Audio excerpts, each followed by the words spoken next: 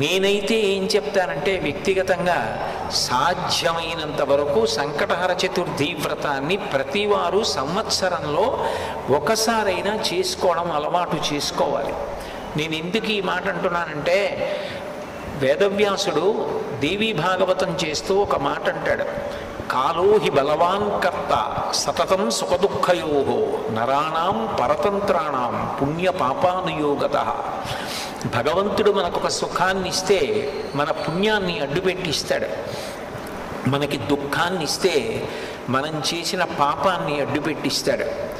నేను చేసిన పుణ్యమేదో నాకేం తెలుసు, నేను చేసిన పాపమేదో నాకేం తెలుసు, అనుభవంలోకి వచ్చేశాక తెలుస్తుంది.